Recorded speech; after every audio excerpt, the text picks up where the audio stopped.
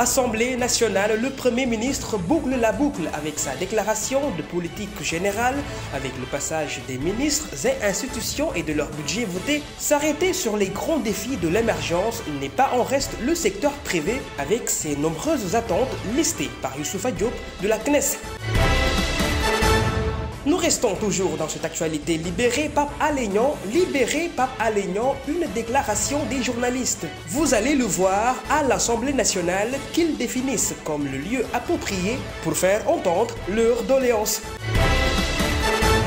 Et enfin, le tout dernier des titres, l'insécurité, où se situe le dysfonctionnement sociétal qui plombe les Sénégalais dans une peur destructrice. Abdulkader Sanogo nous aide dans cette édition à analyser ce phénomène. C'était les grands titres de cette édition. Tout de suite, le développement.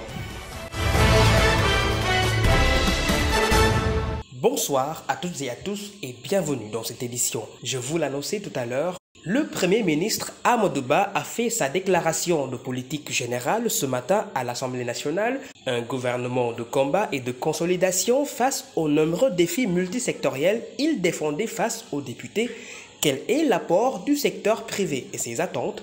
Élément de réponse avec Youssoufa Diop, président adjoint de la Confédération nationale des employeurs du Sénégal, dans ce commentaire signé Basile Mané.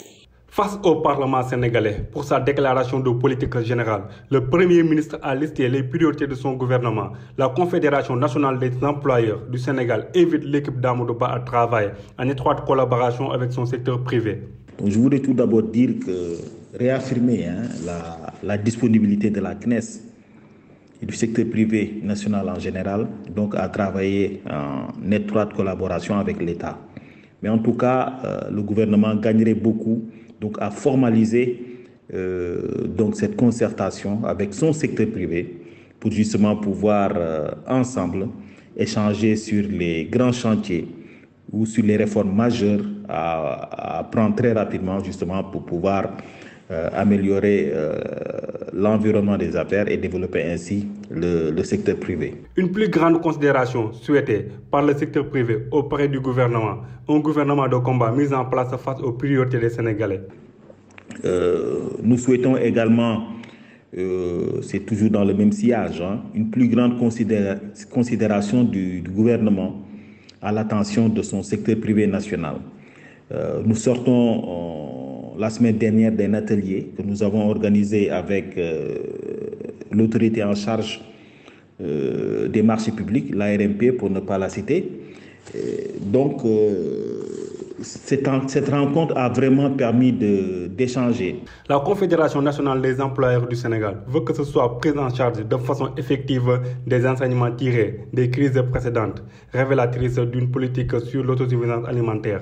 Au niveau sectoriel également, nous l'avons déjà dit et nous le réaffirmons aujourd'hui, que l'agriculture doit être à la base du développement.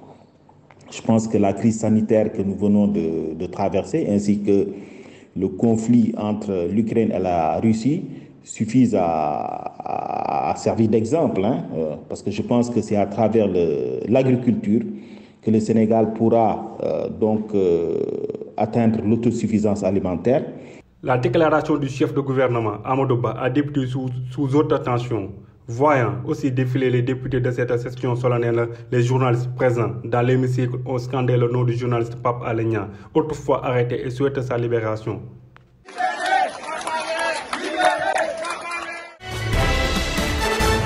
Oui, Basile Mané, des voix des élus du peuple n'étaient pas les seules qui soient distinctes à l'Assemblée nationale. Une déclaration de politique générale avait servi aussi de tribune revendicative ouverte aux journalistes, comme vous le voyez sur ces images, venus en couverture médiatique. Ils en ont profité tout simplement pour faire entendre leurs cris de cœur au nom de la libération de Pape Alé Niang à l'appui.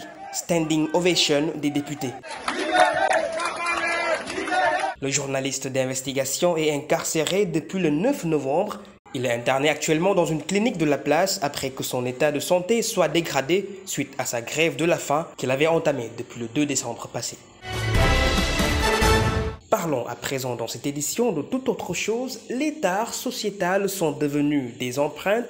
L'insécurité au Sénégal, Celle atypique, l'assassinat au marché de Mbour samedi passé qui replonge les Sénégalais dans les mois. Où va-t-on avec sa recrudescence? La peine de mort est mise en évidence sur cette question. Suivons le reportage avec Aliou Badara Ndiaye et Rokhaya Pouy. Le Sénégal, un pays en voie de développement où le taux de chômage est estimé à 24,1% en 2021 et celui de la pauvreté à 37,8% en 2019 est de plus en plus frappé par l'insécurité. Les agressions se multiplient de jour en jour. À chaque fois, on constate qu'ils montent mais ils ne descendent pas. Chaque fois, on note ces crimes. Vraiment, c'est une chose que nous déplorons, nous les habitants de Ouest Foire, car nous n'avons pas de sécurité. Toutes les maisons qui sont ici à Ouest Foire sont des victimes de cette agression. Vraiment, c'est quelque chose que nous déplorons. Tous en tant que maman surtout. C'est déplorable. Une insécurité qui se baigne dans des ruisseaux à destination inconnue. Au moment où l'État est pointé du doigt par la population, le ministre de l'Intérieur Antoine Diome parle d'un recul de 9,52% de la criminalité en 2022, alors que dans cette même année, beaucoup d'agressions à vocation criminelle ont été notées dans le pays. Moi, je souligne l'État. L'État, surtout les jeunes d'aujourd'hui, parce qu'au lieu d'aller chercher du travail, ils croient que c'est l'État qui doit venir envers eux, alors que ce n'est pas ça. Malgré toutes ces dénonciations à l'endroit de l'État, l'insécurité demeure. Un pays instable, des agressions en n'en plus finir, allant jusqu'à heurter la vie des victimes. Une question surgit, le rétablissement de la peine de mort. Toutes les personnes sont égaux envers Dieu, donc je pense que si une personne tue, on doit le tuer. Oui, je suis d'accord pour la peine de mort. On doit le rétablir avec des sanctions sévères. Je pense que si on applique la peine de mort, les crimes volontaires vont certainement diminuer. Bien sûr, on tue, on te tue. C'est ça. Le Sénégal est un pays où l'insécurité et les tueries volontaires se répètent. Plus récemment à Mbour, un braquage échoué tend vers une fusillade où 3 individus ont été tués et des blessés notés.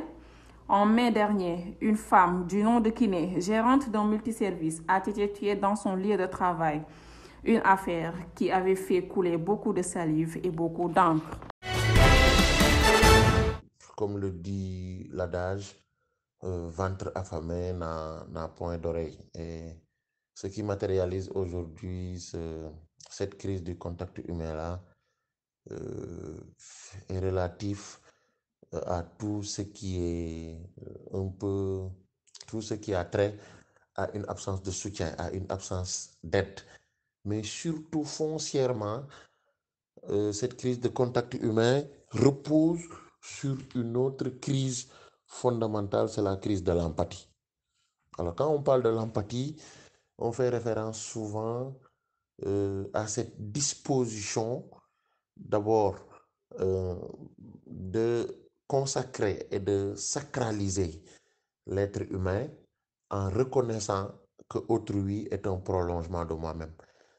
En se disant d'abord que quelle que soit l'importance de ma vie, quelle que soit l'importance de mon existence, elle est moins importante que l'existence d'autrui, parce que l'existence d'autrui est la garantie de ma propre existence.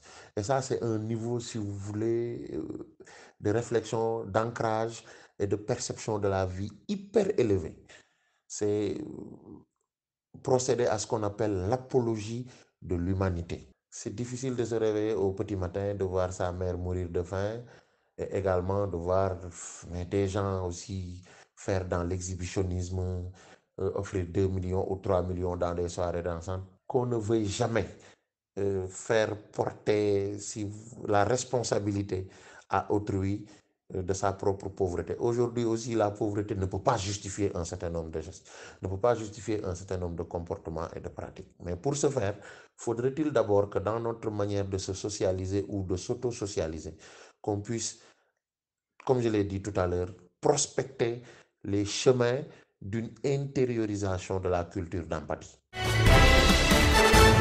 Avant d'achever ce journal de cette soirée, parlons de cette affaire Adji Sarr Sonko, les requêtes des avocats de Ousmane Sonko sur la réclamation de l'audition de Seydina Omar Touré, communément appelé Capitaine Touré, est actée en ce jour. Il était entendu par le doyen des juges. L'objet de ce face-à-face relie l'ex-capitaine au premier procès verbal d'enquête de l'affaire Sweet Beauty. Alors qu'il officiait à la section de recherche de Colobane, il fut le premier privilégié à entendre Adji Sarr après le dépôt de sa plainte contre l'opposant Ousmane Sonko. Il sera radié de la gendarmerie après s'être publiquement prononcé sur le dossier. Cette première audition sera une étape conséquente pour la suite qui sera donnée à ce dossier pendant depuis plus d'une année. C'est sur cette réponse du secrétaire général du SUTSAS que prend fin cette édition. Merci de l'avoir suivi. Passez une bonne fin de soirée.